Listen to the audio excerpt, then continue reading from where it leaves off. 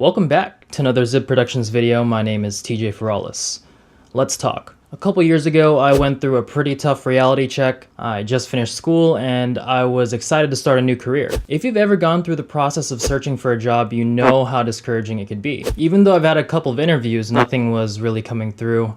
But finally, a company reached out to me and had me come in for more information. So fast forwarding to that day, I met with the woman in charge, and as she was looking through my resume, she seemed less concerned with my experience and more concerned with my willingness to take the job and work with a man named Jack. Now this story gets pretty crazy. There's a bunch of interesting details, a bunch of nutty twists and turns, and I'm gonna try and explain all of it.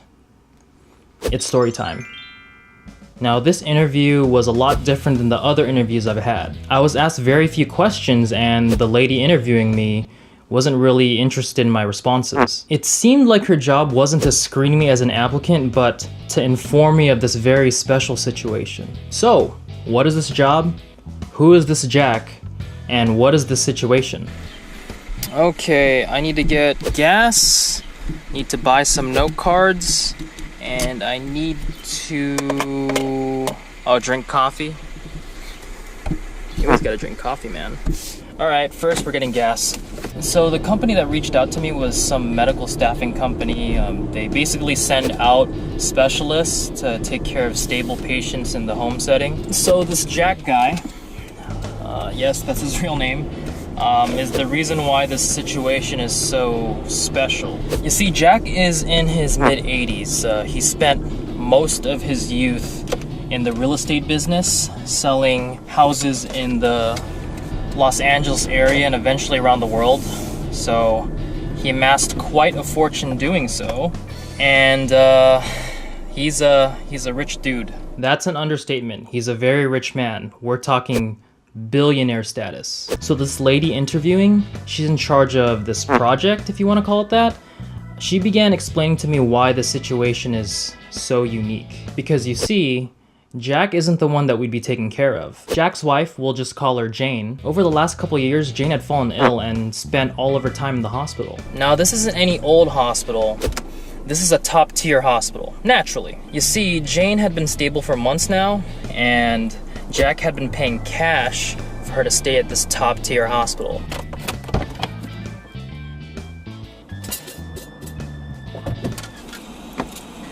She was paying cash. Is that even legal? Now, I'm no expert on medical billing, but I had to get a physical a couple years ago, and that costed me $150 for a physical. $150. They didn't even do anything. They took my weight. What? Anyway, back to the billionaire. Billionaire Jack is quite the stern man. When he wants something, he gets it.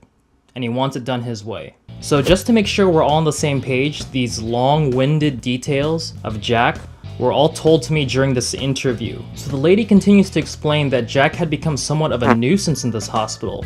Although he'd been spending an egregious amount of money to house his wife, the hospital was just about fed up with his antics. Jack wants things done perfectly, even if it's not.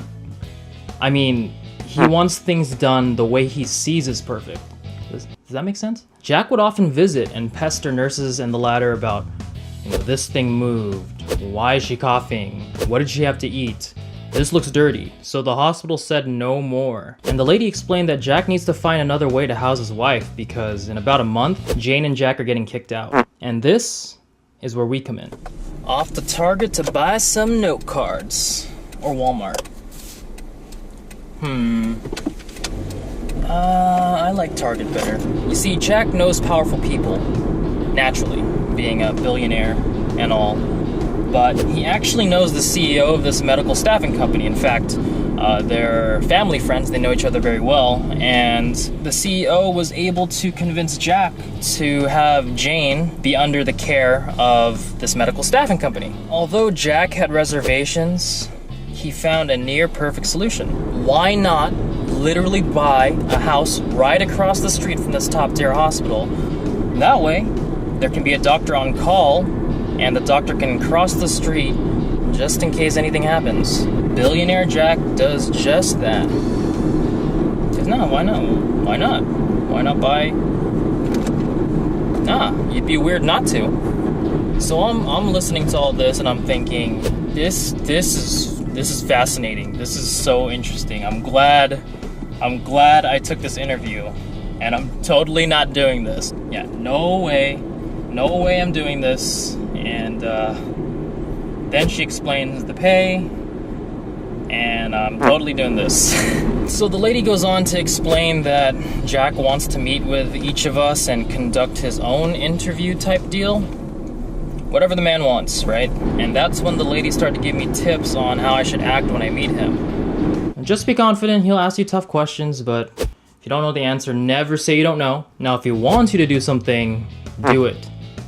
Don't ask any questions, even if it's outside of your job description, just do it. She hired me on the spot, concluding what was the strangest and most interesting interview I've ever had. Fast forward to the fated meeting of Jack. So, I arrive at this huge hospital with my faux confidence game going, and this is where I meet the lucky others that are in this similar strange situation that I'm in, and everyone seems a little bit nervous. Mary, the lady who's the interviewing lady girl, whatever you want to call it. Luckily, Mary told us to get there early because Jack came in early as well. Jack is in his mid-80s and visibly so. He does not look like a billionaire. He's got white strands of unkempt hair, obviously balding. He's got one of those stained, typical old man jackets. You know what I'm talking about, those old men jackets. Whoa. Weather breaker? How do you say it? He's got this old green flannel shirt on that looks as old as him. He's got really ugly, old, dirty looking tennis shoes. The dude reeks of old money. And of course, he's got a cane. Now, I was expecting to be grilled with questions, but it seemed like Jack was more concerned with the older nurses in the room. Now, I looked at everyone's resumes, and I want to be honest, I do not feel comfortable with those nurses. I know they have a lot of experience, but I just don't feel comfortable. Yeesh, right in front of everyone. Mary goes, "Oh, Jack, you have nothing to worry about. They have a lot of experience. They're the best of the best." I know you told me that, but these nurses, they go to medical school in the Philippines and they come here, and I don't know, I just don't feel comfortable.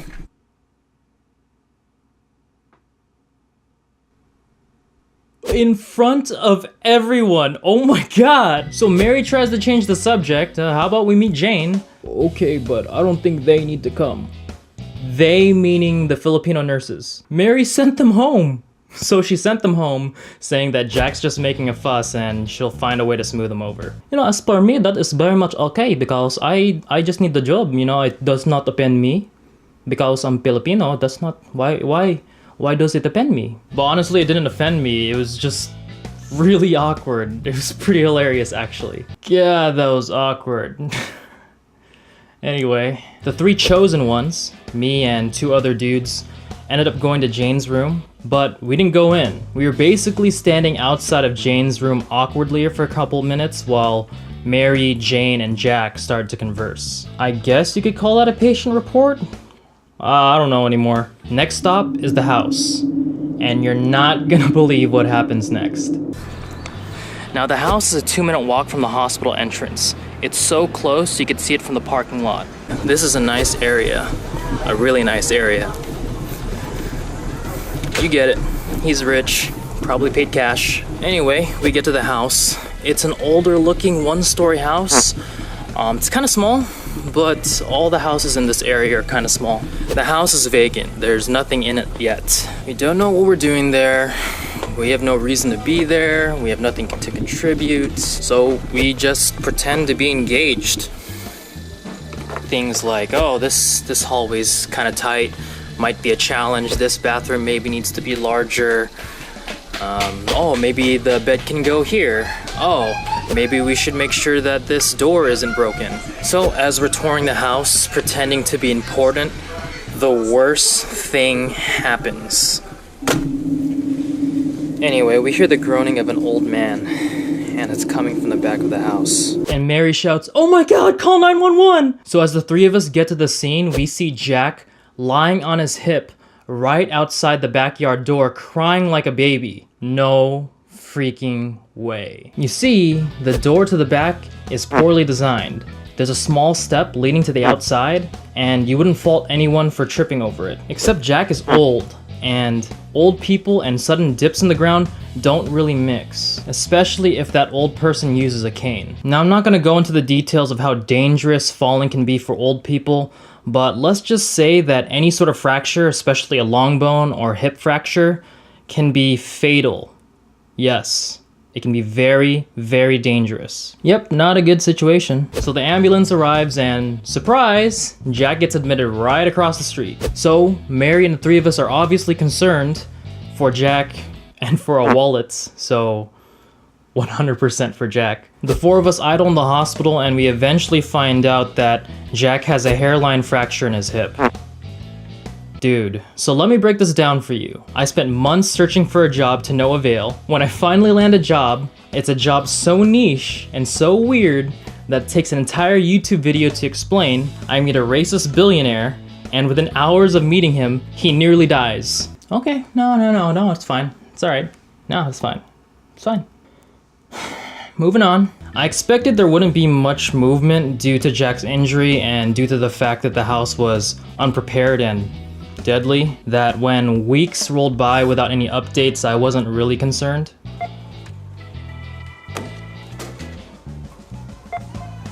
So, always put your carts away. Something that I always do. Even if you don't care about the workers, it just makes the store look cleaner. I mean, look at this.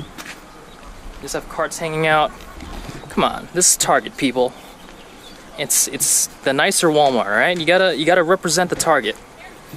Unless you don't care, then don't represent the Target, I suppose. In the meantime, I was still aggressively looking for a job, and I ended up landing one after about a month of search.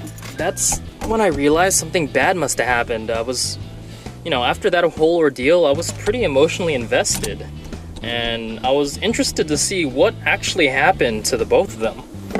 Did the deal roll through? Did Jack just decide not to hire me? Did Jack die? Did Jane die? Did Jack hire an assassin to kill me because I'm Filipino? What's going on here? Well, apparently I'm still alive, so you can cross that one off for now. Once I got a new job, I never really had time to follow up. Eventually, I was curious, so I shot an email over and they never got back to me, so I don't really know what happened. So realistically, I don't think that Jack died, and I don't think that Jane died, and I don't think that I died, so I'm guessing that the deal died. That sucks. I was looking forward to a unique experience, but unfortunate. Nah, the pay was too good. No, that's why I'm salty. The pay was way too good. I guess everything happens for a reason? What do I tell you? Craziness.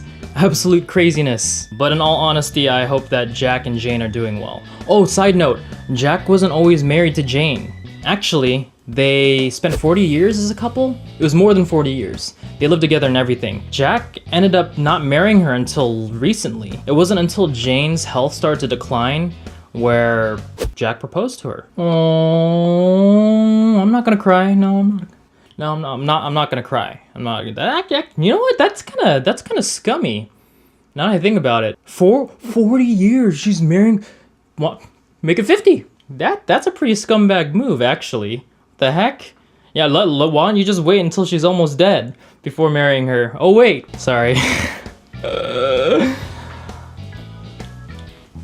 Thanks, guys. I really appreciate you watching, and I will see you next time. 40 years. What's the holdup, man? It definitely wasn't finance. Good God, dude.